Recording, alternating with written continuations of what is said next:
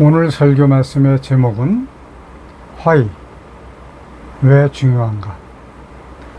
성경 말씀은 사도행전 17장 11절 한 절을 같이 봉독합니다. 시작. 베레아 사람은 데살로니가에 있는 사람보다 더 바른 말씀을 원하는 자들이어서 간절한 마음으로 말씀을 받고 이것이 그러한가 하여 날마다 성경을 상고하므로. 아멘. 제가 예수 그리스도를 믿기 시작한 해가 1975년. 저는 처음 예수님을 믿기 시작을 하면서부터 왜라고 하는 why 의문을 많이 가졌습니다. 그래서 처음부터 저는 지금 서재에 보면 이러한 그 사전들 이런 것들을 그때 구입해다 놓았던 그런 책들이에요. 그래서 사전 찾아보며 성경 찾아보며 이렇게. 근데 왜 목사님한테 물어볼 생각은 안 했는지 모르겠습니다. 자, 예수님은 왜 십자가를 지셨을까?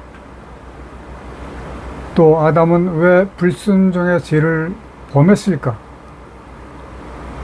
그리고 지구와 우주는 무엇이 다른가? 하나님께서는 왜 독생자까지 희생시키시면서까지 사람을 구원하셨을까? 또는 천국과 지옥은 과연 어떤 곳인가? 세상은 왜 이렇게 죄악투성일까? 하나님께서는 이러한 천지를 과연 왜 창조하셨는가? 그리고 거듭남이란 무엇인가? 이러한 것들이 쭉 너무도 궁금했습니다.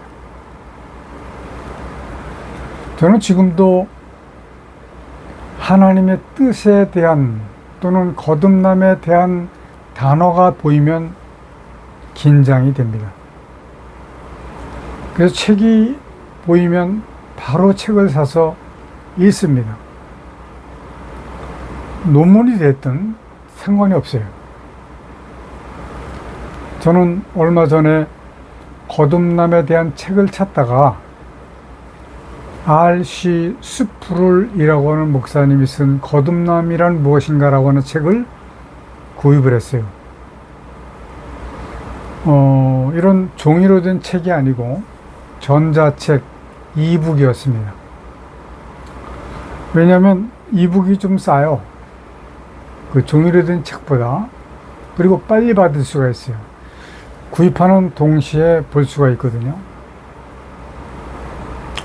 저는 이 책을 읽어보고 컴퓨터에 그대로 저장을 해 놓았고 이번에 다시 한번 그 책을 읽어봤습니다. 물론 전에도 그런 생각을 했었겠지만 여러분들에게 꼭 소개를 드려야 될 내용들이 보였기 때문에 이번 주 설교를 그 책을 통해서 말씀을 전하려고 이렇게 준비를 해서 말씀을 드립니다.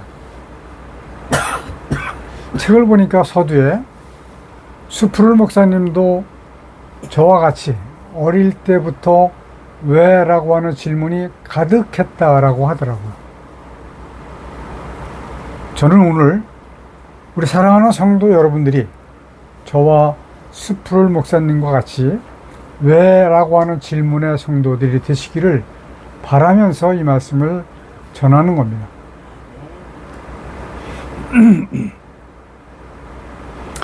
목사님들은 성도들이 질문하는 것을 좋아해요. 또 어떤 분들은 또 싫어하는 분도 계시겠죠. 그러나 따지고 보면 성도님들은 목사님이 어려워서 질문을 하지 않기도 합니다. 얼마 전에 우리 성도님 한 분이 제게 연락을 주셨어요.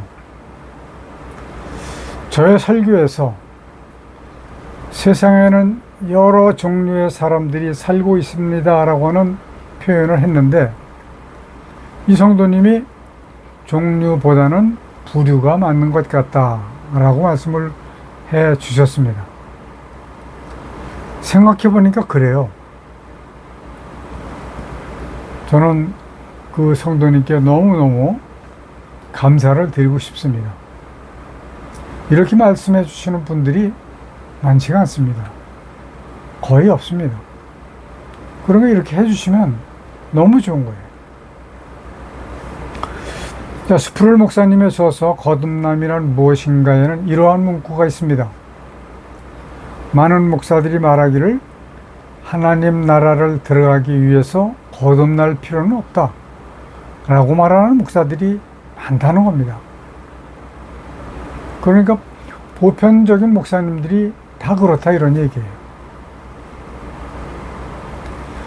이것은 정말로 거룩하신 하나님의 뜻을 암묵적으로 집어넣는 그러한 행위밖에는 안 되는 겁니다. 왜냐하면 굉장히 중요한 말씀을 우리가 간과하고 있기 때문에 그런 거예요. 거듭나다라고 하는 말은 born again이라고 하는 말인데, born again이라고 하는 말은 무슨 말이냐면 본래의 상태로 다시 태어나다 라고 하는 뜻을 가지고 있습니다. 근데 또 한편으로 조금 다른 해석이 있는데, 중생하다라고 꼭 보는 그런 관점들이 있습니다. 리제너레이터라고 하죠. 근데 이 말 두 가지의 말은 아주 큰 차이가 있습니다. 비슷해 보여요. 그러나 너무나도 큰 차이가 있기 때문에 우리는 이 정상적인 단어를 찾아서 그 단어를 사용하지 않으면 안 됩니다. 사람들의 일이면 좀 실수할 수도 있고 괜찮아요. 뭐 born again이 뭐 어떻고 리제너레이트는 어떻습니까? 사람의 일이라면. 그러나 이건 하나님의 일이기 때문에 분명하게 합당한 단어를 쓰는 것이 마땅하다라고 하는 말씀입니다. 중생, 즉 리제너레이터는 새 사람이 되다라고 하는 뜻입니다. born again은 본래의 상태로 다시 태어나다입니다. 이렇게 말씀을 드리면 여러분께서도 금방 알아들으실 수 있을 거예요. 그러니까 하나님의 뜻으로 본다면 born again이 훨씬 더 좋은 단어다 라고 볼 수 있고, regenerate는 사용해서는 안 되는 단어다 라고 단정을 지어도 무방합니다. 태초로부터 이 세상에 나타나기 그때부터 많은 종교가 생겼어요. 지금 수십억 개의 종교가 될 겁니다. 물론 사람이 만든 우상까지를 이야기하는 거죠.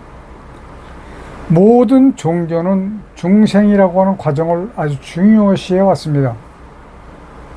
지금도 그렇게 진행을 하고 있습니다. 일반적인 우리 기독교에도 이와 별로 다르지 않게 보입니다. 우리 기독교회 목사님들도 기본적인 생각으로 하나님을 섬기는 그리스도인이니만큼 세상의 사람들과는 달라야 한다는 그런 통념적인 개념으로 보기 때문에 그런 겁니다. 그러니까 세상에서 남보다는 좀 착하게 살아야 한다라고 하는 뜻이죠. 착하게 사는 것을 주장하는 종교는 오히려 불교가 더 강할 수 있습니다. 왜냐하면 지금은 뭐 세상으로 다 나와 버렸지만 세상을 버리고 산으로 들어간 것이 본래의 불교이기 때문에 그런 것이죠. 저는 또 그 손현보 목사님이라고 부산에 계신 거로 아는데 그분의 설교를 어제 그저께 들었습니다. 이분은 중이었었어요. 그래서 주지 스님이 대신 그 신학교를 다닐 수 있는 비용을 대줘서 절에서 대신 신학교를 통학을 해서 중위되었다라고 이야기를 하면서 불교에 대한 그 상황을 적나라하게 설명을 했습니다. 지금 절에 있는 그 고승들, 오래된 스님들은 다 알고 있답니다. 거의 다. 모르는 스님이 없대요. 무엇을? 불교는 구원이 없다. 오직 예수 그리스도 이외에는 구원이 없다라고 하는 것을 스님들이 알고 있다는 거예요. 왜냐하면 소승불교와 대승불교로 불교는 나눈답니다. 소승불교는 말하자면 무슨 나라인가 기억이 잘 안 나는데요. 세상에 아마 이 손톱만큼밖에 아직 남아있지 않고요. 지금 한국에 있는 모든 불교는 다 대승불교라고 합니다. 대승불교는 석가모니가 아닌 다른 사람이 석가의 이름으로 불교를 만들어서 퍼뜨린 것이 바로 대승불교라는 거예요. 그 시조 자체도 구원을 받을 수 없다고 하는 것을 알고 있다라고 하는 그런 설명을 하더라고요. 자, 그러면서 그 많은 그 간증을 하는 것을 들었는데, 불교의 고승들을 만나면 그분들이 다 안답니다. 여러분들도 만약에 여러분들 주변에 불교인들이 있다면 이러한 사실들을 알려서 불교의 그 대승불교, 소승불교를 설명을 하고 구원이 어디에서 오는가, 죄를 용서받을 수 있는 방법이 없기 때문에, 주문을 외운다고 없어지는 것이 아니기 때문에 그런 겁니다. 자,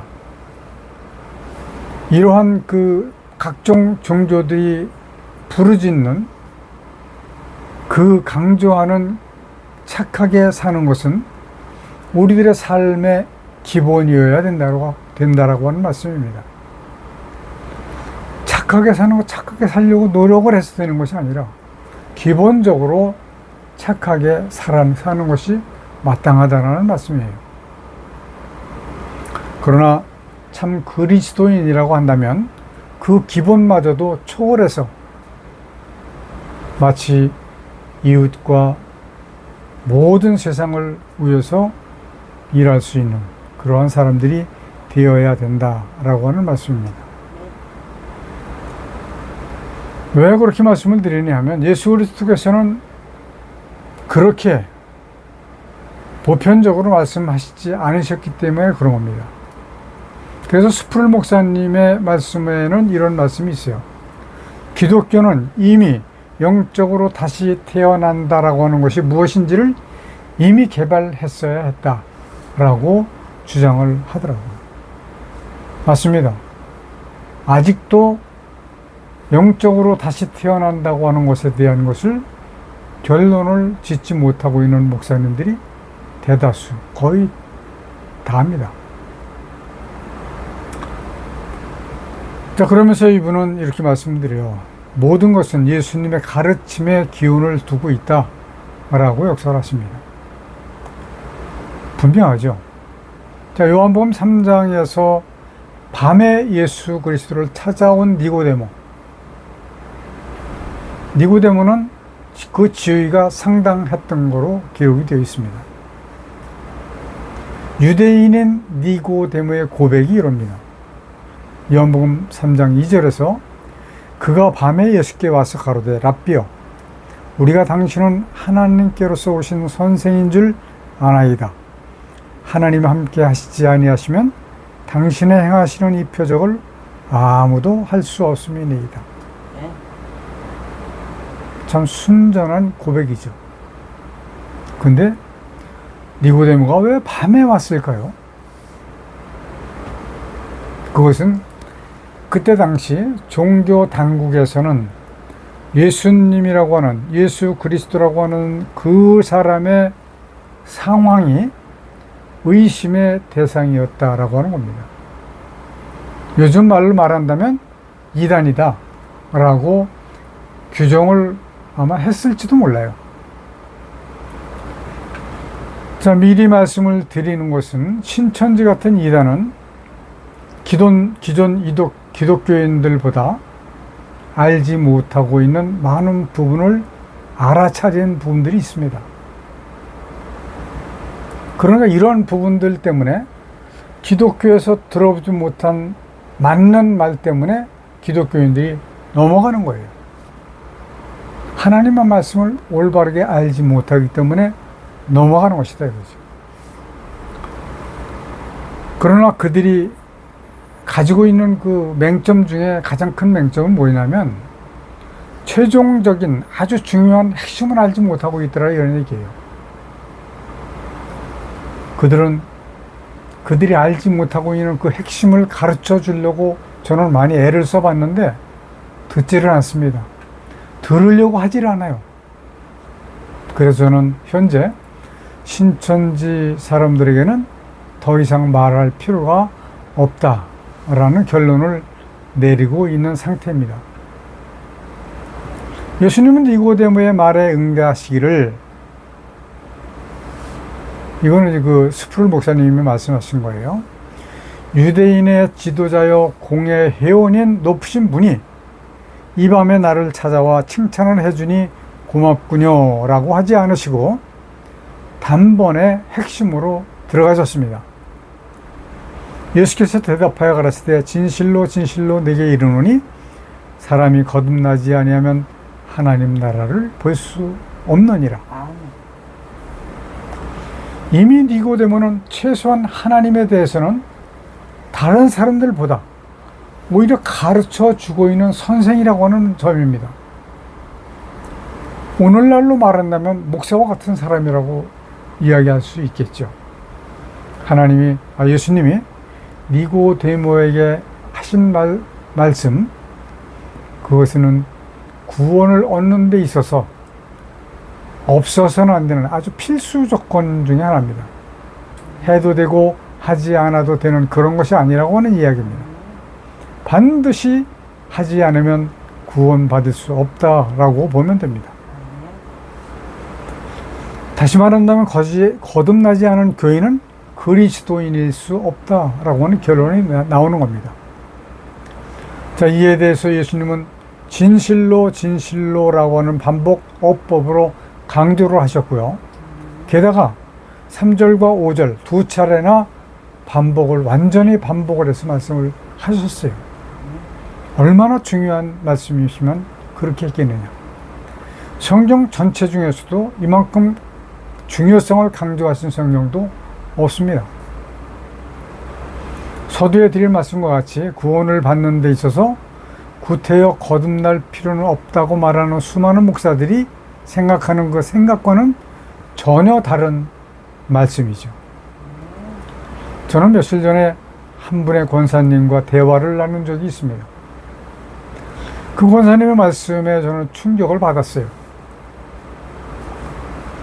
담임 목사님은 거듭남에 대해서 강조를 하시는 목사님 중에 한 분이십니다. 저는 그 교회 가서 코로나 때 그 교회 목사님이 코로나 걸려가지고 제가 몇 주 동안 설교를 한 적이 있습니다. 왜냐하면 동질의 설교를 하기 때문에 저에게 맡겨주신 거예요. 언젠가 그리스도인들은 언젠가 설교에서 그리스도인은 구원에 대해서 점검을 하지 않으면 안 된다라고 설교를 했대요. 그랬더니 상당한 교인들이 교회를 떠났답니다. 그 말씀에 의해서. 받은 구원을 무슨 점검이냐라고 하면서 갔답니다. 저는 이 시간 여러분께 단연 그 말씀을 드리는데요. 이러한 신앙을 가진 사람, 하나님의 구원 어렵습니다. 사실 저도 가까운 사람들로 인해서 이러한 대우를 경험한 바가 있습니다. 참으로 안타까운 일이에요. 왜 말씀을 듣고 말씀을 보고 왜 올바르게 분별하지 못하고 있는지 참 궁금합니다. 분별할 수 있을 만한 사람들인데 그래요. 그래서 저는 여러분들에게 늘 말씀드리는 것이 있잖아요. 말씀을 듣고 그 말씀이 옳은가 옳지 않은가를 여러분 스스로가 분별할 수 있어야 된다라고 하는 말씀입니다. 그래서 로마서 12장 2절에 보면 너희는 이 세대를 본받지 말고 오직 마음을 새롭게 함으로 변화를 받아 하나님의 선하시고 기뻐하시고 온전하신 뜻이 무엇인지 분별하도록 하라. 세상 분별하지 못하면 하나님의 구원 받기가 어렵기 때문에 그런 겁니다. 이것이 맞는 말씀인지 저것이 맞는 말씀인지 사탄의 이야기를 하고 있는데도 아멘 하는 사람들이 있어요. 자, 오늘 본문 말씀 보면 사도행전 17장 11절 베레아 사람은 데살로니가에 있는 사람보다 더 신사적이어서 간절한 마음으로 말씀을 받고 이것이 그러한가 하여 날마다 성경을 상고함으로. 저는 이 말씀을 조금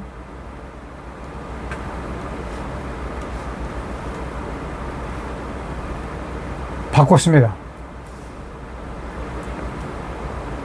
신사적이어서라고 하는 그 단어를 더 바른 말씀을 원하는 자들이어서로 바꿨습니다. 물론 신사적인라고 하는 말도 이해를 잘 하시면 맞을 수 있어요. 그러나 저는 이것을 이렇게 바꿨습니다. 제가 청교도에서 수학을 할 때에 담임 목사님은 이렇게 설교를 하셨습니다.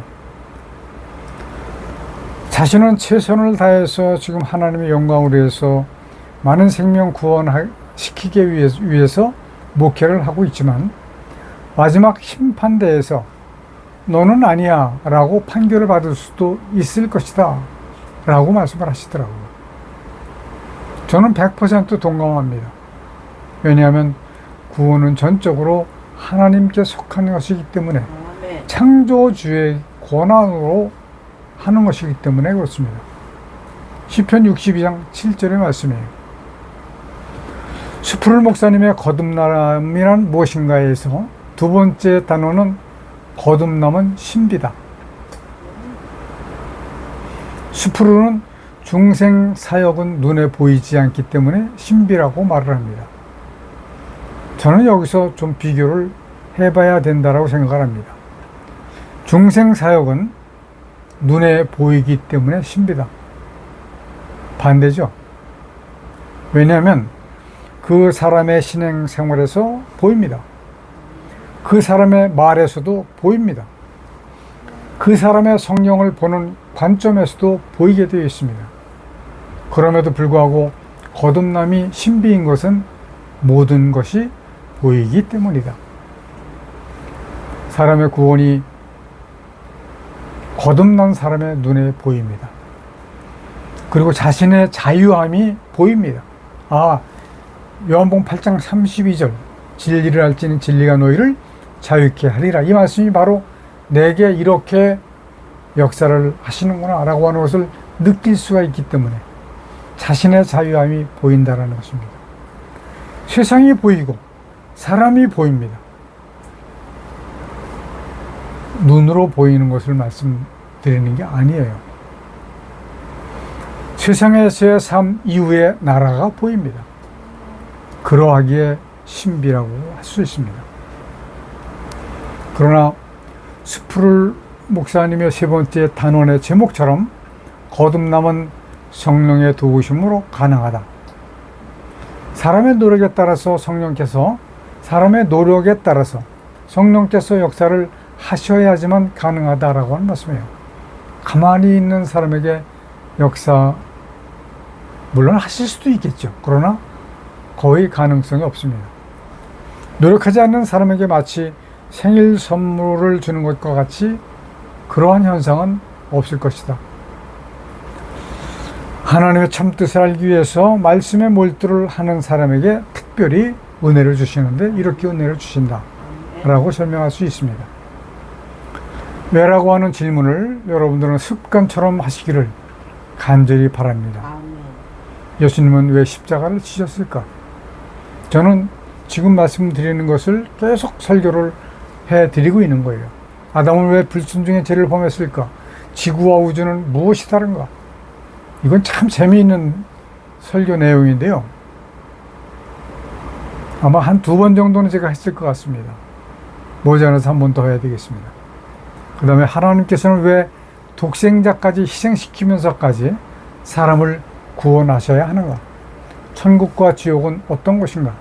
세상은 왜 이렇게 죄악투성이일까? 이것도 중요한 말씀이에요. 하나님께서는 이런 천지를 왜 창조하셨을까? 이게 가장 중요한 말씀이죠. 그리고 거듭남이란 무엇인가? 그리고 왜 나를 구원하시는가? 여러분들이 함께 이 말씀들을 깨달으시고 거듭남으로 말미암아 하나님의 구원에 임하시는 여러분들 되시기를 간절히 축원을 드립니다. 아멘.